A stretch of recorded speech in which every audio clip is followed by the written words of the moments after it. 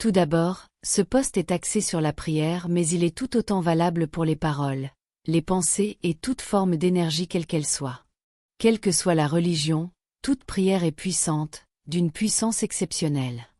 Je rajouterai que la prière est surtout exceptionnellement juste. La conception de chaque prière est divine, chaque mot a un pouvoir, puis à cela s'ajoute son emplacement ainsi que la tournure de la phrase.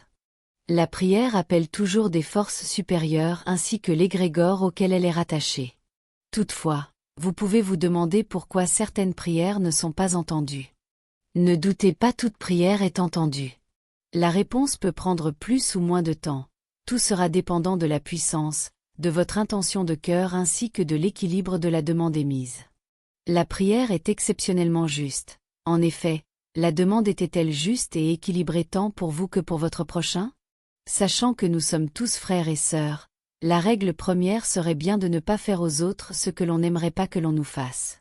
Et là, de nos jours, cette règle a souvent été omise et sans prise de conscience de l'impact d'une prière déséquilibrée tant sur le présent que sur le futur. C'est l'univers qui gouverne, et pour cela nous sommes tous et toutes univers. Unis vers la lumière. Par conséquent, une énergie négative dirigée vers quelqu'un revient toujours de manière très subtile et avec une puissance non négligeable. En effet, lorsqu'une prière est émise avec une mauvaise intention, elle affecte la personne concernée, certes mais aussi d'autres liens de sang et liens d'âme.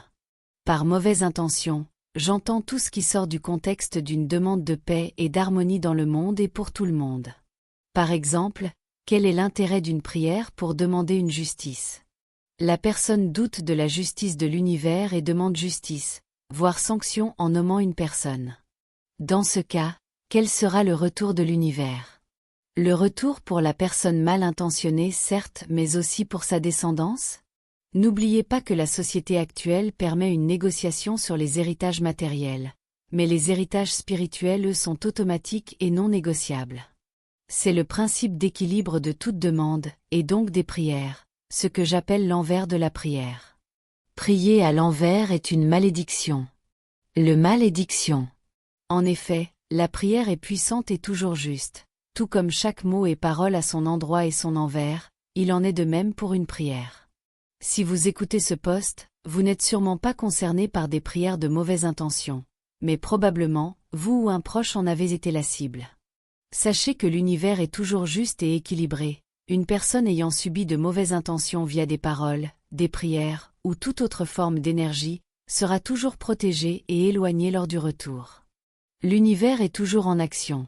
Alors quel est l'intérêt de la prière si ce n'est pour encourager et envoyer de l'amour? J'espère que cela vous a apporté quelques compréhensions ou déclics. Réfléchissez-y et si vous priez, priez pour la paix, l'harmonie et le bonheur de tous. L'univers s'occupe du reste.